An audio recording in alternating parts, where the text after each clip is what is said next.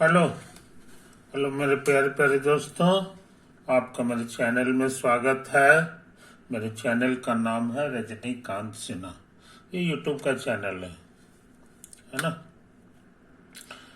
तो ये चल रहा है मेरा लेक्चर 178, है ना।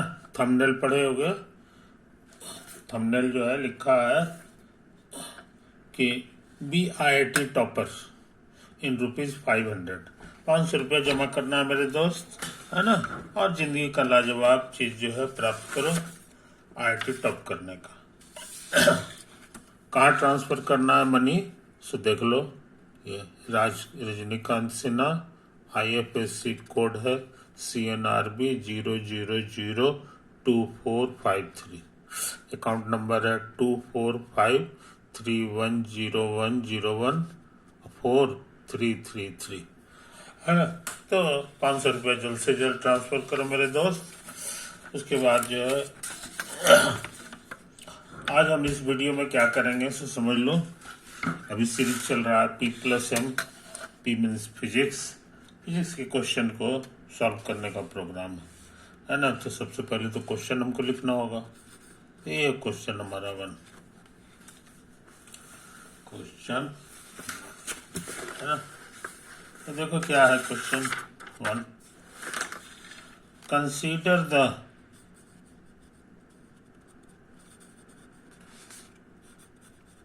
the following two equations.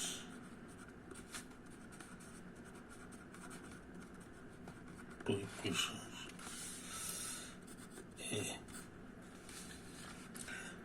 Vector R या RCM कहो, ये है 1/m सिग्मा, ये I के ऊपर में MI/RI, है ना। ये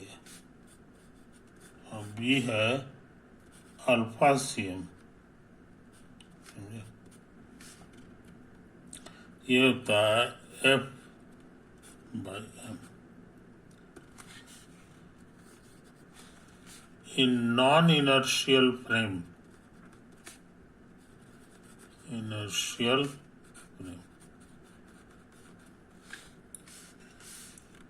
A, both are correct,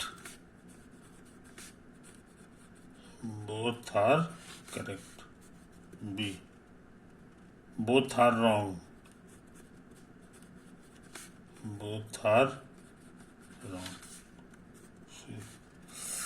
A is correct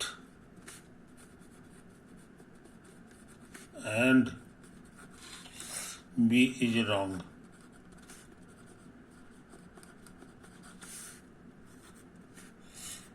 B is correct and A is wrong. Answer करना है कि नहीं। तो याद करो, मान लो ज्यादा नहीं, 3 ही पार्टिकल ले रहे हैं। एक पार्टिकल M1 है, M2 है, M3, समझे। कोई दिक्कत, इसके मासेज ये पार्टिकल के मासेज, और इसका पोजीशन वेक्टर है ना। O के हिसाब से ये मेरा ओरिजिन है। तो ये वेक्टर हमारा हो गया, इसी का नाम R1 है। उसी तरह से ये जो वेक्टर है 2 नंबर का, ये R2 हो गया, और ये है तुम्हारा 3 नंबर, R3 हो गया, है कि नहीं। अब इसका सेंटर ऑफ मास होगा, है ना। सेंटर ऑफ मास को G कह दो, है कि नहीं। तो इसका जो पोजीशन वेक्टर होगा, याद रहे, ये है हमारा centre of mass relative to origin, समझो। तो तुमको पता है OG का फॉर्मूला होता है M1 और गुना R1 प्लस M2 गुना R2 टाइम्स 2 और M3 times R3 divided by सबका जोड़, समझे? ये क्या है कहानी। इसी को शॉर्ट में लिखता है सिग्मा MI/RI।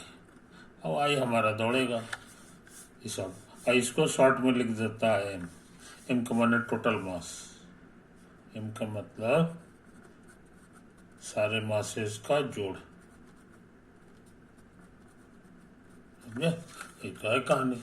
इसी को कहा जाता है RCM, सेंटर ऑफ मास का पोजीशन वेक्टर।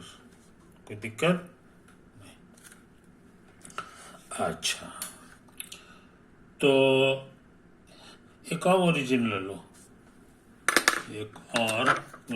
लो, मान लो ये है तुम्हारा ओडस, ये अनदर ओरिजिन, समझे? कोई दिक्कत? तो इसके कारण जो है ना सेंटर ऑफ मास यही हो, ये कोई जरूरी नहीं है। तो मान लो कि इसके कारण जो है तुम्हारा सेंटर ऑफ मास यहाँ है, यहाँ लिख दो ये centre of mass relative to origin ओडेस, समझे? यही तो है। तो ओजी डैश क्या होगा सो समझ लो। ओजी डैश के मतलब हो जाएगा कि M1 और गुना पोजीशन वेक्टर ऑफ M1। तो M1 मतलब तुमको लिखना होगा ये वाला ओ डैश से लेके ए वेक्टर, जिसको लिखने का तरीका है कि इतना प्लस इतना लिख दो, ओ डैश और प्लस R1। तो यहाँ से यहाँ डायरेक्ट पहुँच गए। फिर प्लस M2 का भी उसी तरह ओ ए डैश और प्लस R2, प्लस M3 के लिए भी इसे ही लिखना होगा प्लस R3, बस समझा, डिवाइडेड बाय टोटल मास। यही तुम्हारा हो गया ओजी डैश, समझा? अब सिंप्लीफाई करें थोड़ा तेजी से, तो ये वाला जितना ओ डैश है एक साथ ले लो, तो ओ डैश तुम्हारा कॉमन आ जाएगा। अब बचेगा M1 प्लस M2 और प्लस M3, आई बात समझ में? अब प्लस इसके नीचे भाग भी देना होगा, तो M1 plus M2 plus M3, और यहाँ पे लिखना होगा बाकी सब, तो M1 R1 plus M2 R2 और प्लस एक और है, आप पट्टे में ये लिख दो।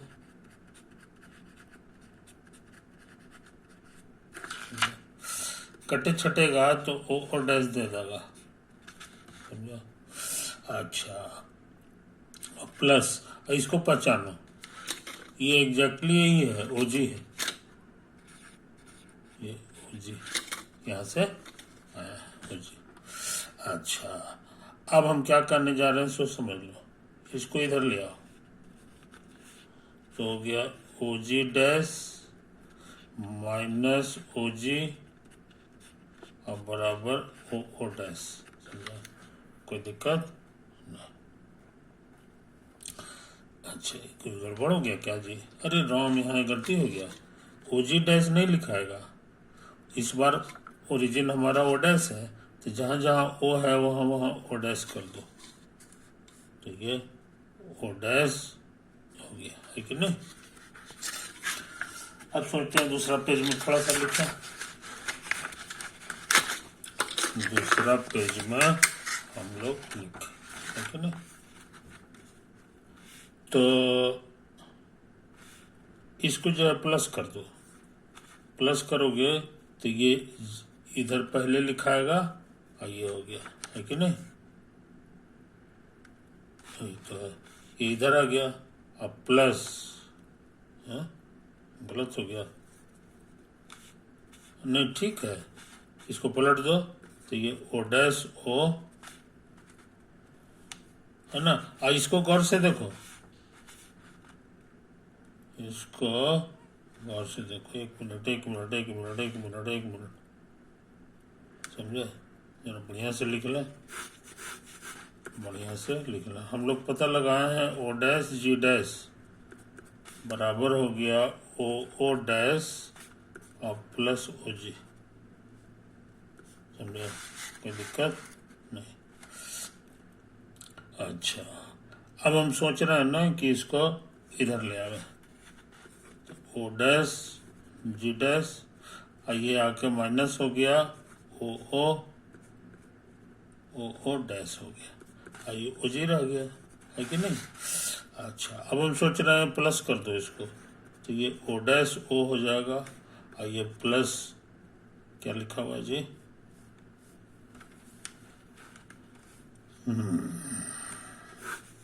अच्छा खैर, जो आया है वो ईमानदारी से हम लोग लिख चुके हैं, ईमानदारी से हम लोग लिख चुके हैं।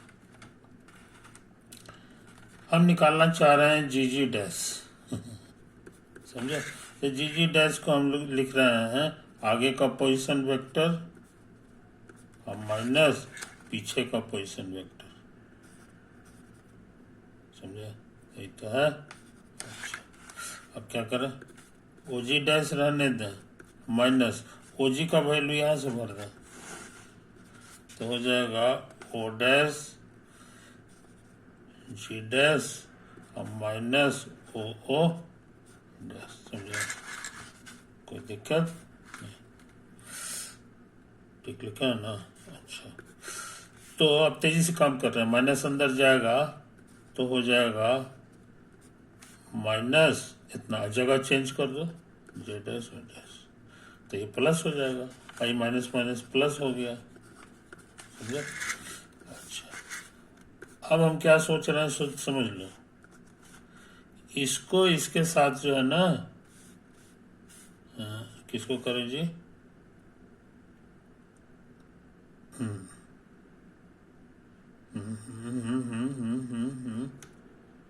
ये क्या लिखा हुआ है जी?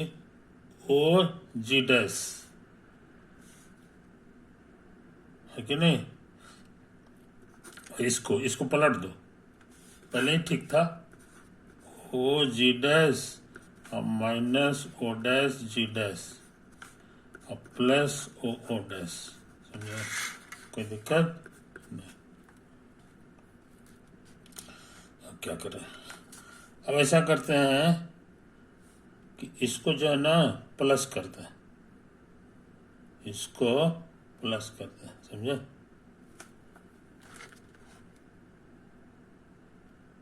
कैसे कैसे हो गया जी? ठीक तो है कि नहीं? जरा हम फिर से चेक कर लें मेरे यार, है कि नहीं? ये ठीक ठाक किए हैं। अच्छा, ओ डैश जी डैश बराबर हो जाएगा M1 इतना। अरे राम, यही तो गलती कर दी है, यही तो गलती कर दी है, तब ना गलती हो रहा है। ओ डैश जी डैश हमको निकालना है, ओ डैश जी डैश, है ना?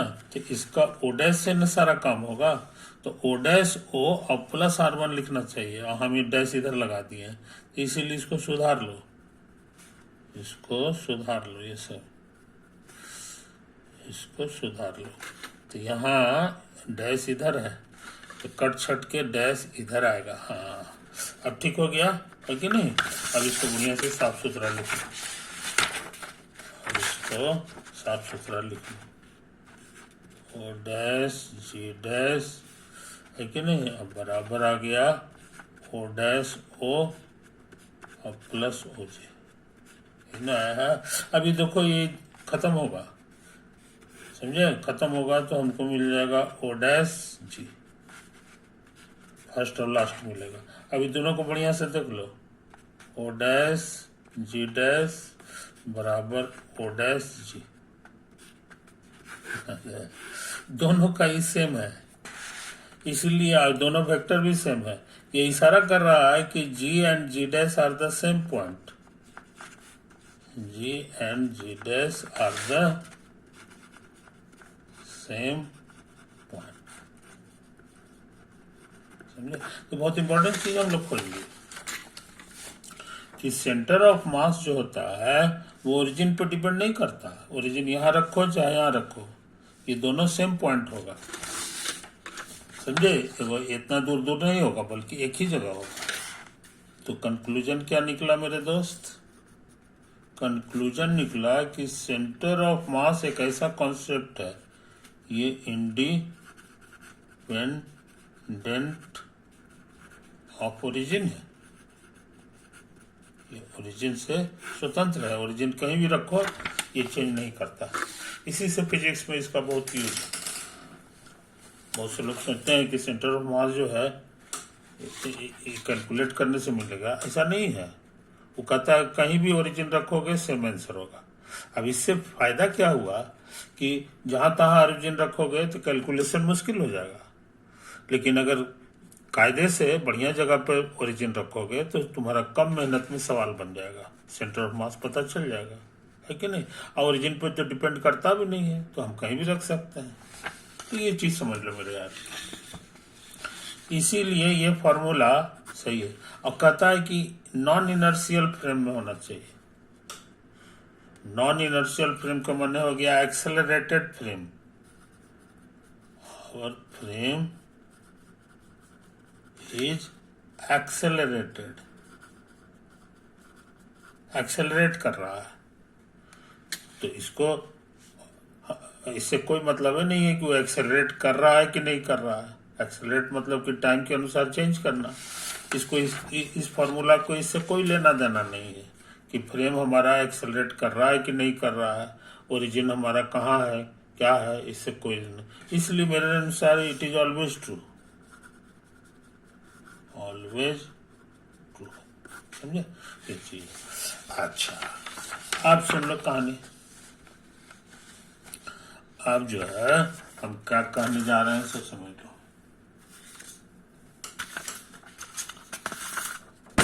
सेकंड के बारे में इसको बढ़िया से आरसीएम लिख लो।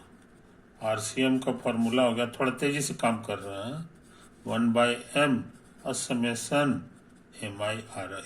यही है, आई हमारा चेंज कर रहा है, अंडरस्टूड। समझे? ये चीज है।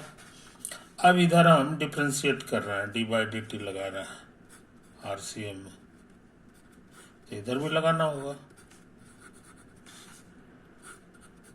ये हो गया समेशन MI/RI। समझे? d/dt को शॉर्ट में लिखा जाता है ऐसे करके, आरसीएम और डॉट लगा दो बस, एरो देखे डॉट माने d/dt हो गया। अच्छा, यहाँ d/dt का रूल लगाएंगे, है कि नहीं? तो लीनियरिटी रूल कहता है कांस्टेंट बाहर फेंक देंगे और d/dt इसमें लग जाएगा, MI/RI। समझे? अच्छा, इसको छोड़ दें, ये सम है, जोड़ है, तो लीनियरिटी रूल कहता है कि d/dt सबके बगल में सटेगा और कांस्टेंट को बाहर फेंक देगा। तो यहाँ बाहर फेंक दिया और d/dt ऑफ RI हो गया। समझे? अच्छा, इसको छोड़ दे ऐसे ही। इसी का नाम है VI, या शॉर्ट भाषा में कहोगे तो RI का डॉट, RI का डॉट। तो हमको क्या मिला कि आरसीएम का जो डॉट होगा वो इतना हो जाता है। समझे? कोई दिक्कत नहीं। और इसी को कुछ लोग ऐसे लिखते हैं, वेलोसिटी लिख देते हैं, है ना? d/dt जो r का होता है उसी को वेलोसिटी लिखा जाता है। तो ये हो जाएगा तुम्हारा इतना और सिग्मा MI और VI।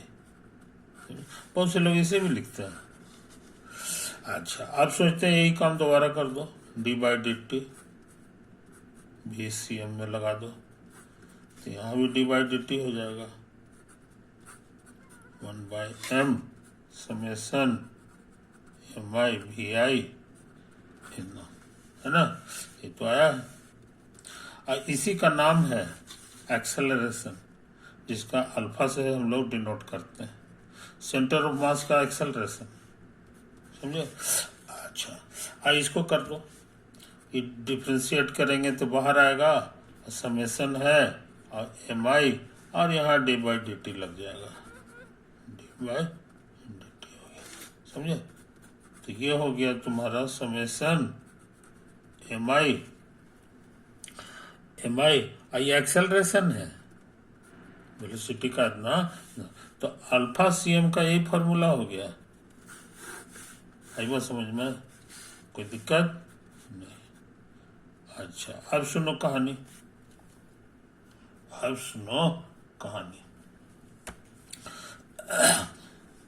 इनर्शियल फ्रेम में हम बात कर रहे हैं, for inertial frame,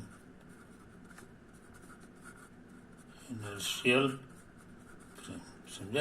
inertial frame में जो है न्यूटन साहब कह चुके हैं कि एक्सेलरेशन होता है force by mass, net force by mass, समझे। यही तो है, तो मास की जगह तो एक पार्टिकल का है तो एम आई लिखाएगा, है कि नहीं, तो ये हो गया, तो एम आई कट गया, तो यही तुम्हारा हो गया समेसन, और फोर्स को एफ कहा जाता है। तो यही फार्मूला बन गया कि अल्फा सी एम बराबर होता है सिग्मा एफ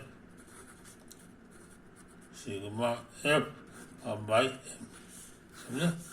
तो ये हमेशा लागू नहीं है, ये लागू है फॉर इनर्शियल फ्रेम,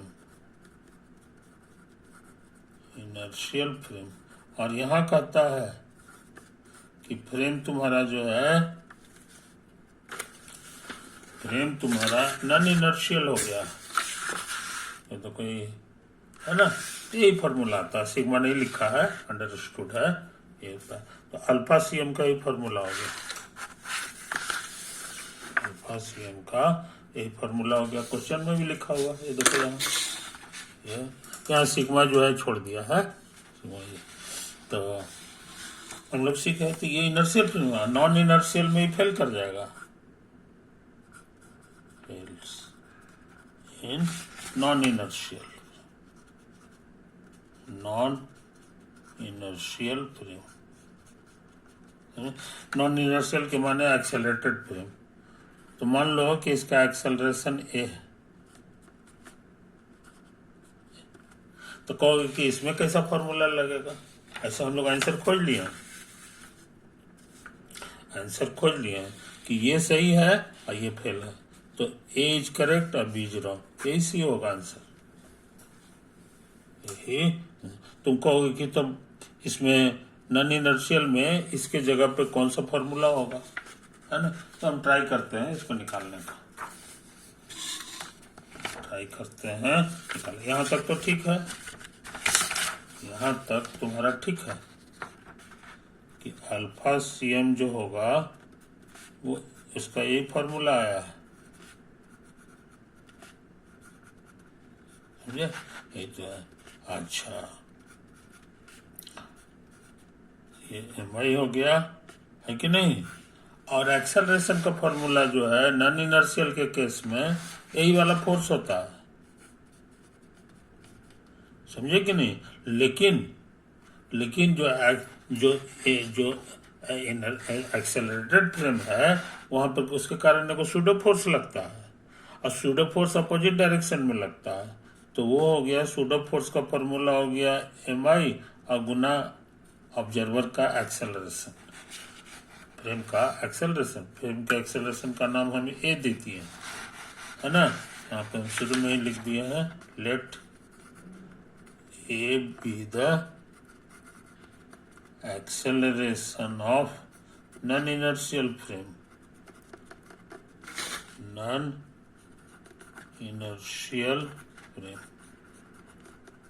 समझे, ये तो are divided by net force by mass, ठीक है कि नहीं। तो ये कटेगा, उसके बाद जो है 1/m हो गया, इस सिग्मा जो है सब में चला गया, सिग्मा ऑफ फोर्स माइनस, ये देखो यहाँ जो है ना ये ए बाहर आ जाएगा, और ये एम आई में सिग्मा लग गया, ये ए बाहर आ गया, ये तो आएगा, इसी को कैपिटल एम कहते हैं। तो हो गया 1/m और सारा फोर्स का जोड़ और माइनस कैपिटल M, गुना उना करोगे तो आ गया पुराना वाला आंसर और माइनस कट छट के। तो इसलिए अल्फा CM का भी फॉर्मूला निकाल लिए, समझे। नॉन इनर्शियल फ्रेम का जो एक्सेलरेशन है उसको इसमें घटाना पड़ता है, तब कहीं जा करके ये सही फॉर्मूला हुआ। ये आया है फॉर नॉन इनर्शियल फ्रेम। समझ में। और इनर्शियल फ्रेम रहेगा तो ये वाला गायब हो जाता है, खाली इतने रहता है। तो हमको लगता है ये सवाल हम लोग खूब अच्छी तरह बना लिए। ये कहता है ए इज करेक्ट, ये हमेशा करेक्ट होगा, मगर ये जो है फेल कर जाता है। बीज रहा हूँ किसके केस में, जब इनर्शियल फ्रेम माने एक्सेलरेटेड फ्रेम होगा तब जो है फेल कर जाता है। और सही क्या होगा, ये वाला घटाना पड़ता है। एक्सेलरेटेड फ्रेम का जो एक्सेलरेशन है वो इसमें घटा देंगे तब जाके ठीक हो जाएगा। ये सारा खेल हो रहा है सेंटर ऑफ मास के बारे में, कि सेंटर ऑफ मास का एक्सेलरेशन क्या होगा, सेंटर ऑफ मास का वेलोसिटी क्या होगा। ये देखो सेंटर ऑफ मास का वेलोसिटी का भी फार्मूला हम लोग खोज दिए हैं। ये तो ठीक ठाक है, इसको फ्रेम से कोई लेना देना नहीं है, लेकिन फ्रेम से लेना देना हो जाता है यहाँ पर, है ना। यहाँ पर जैसा कागज पे सिखाया ना, यहाँ न्यूटन्स लॉ लगाने से पहले तुमको सूडो फोर्स लगाना होगा। ये हमारे लिए है सूडो फोर्स, समझे। तो इसको ध्यान में रखा करो मेरे यार। तो हम काफी काम कर चुके हैं, है ना। ऐसा करते हैं, इसको ऑफ कर दें, है ना। ओवर।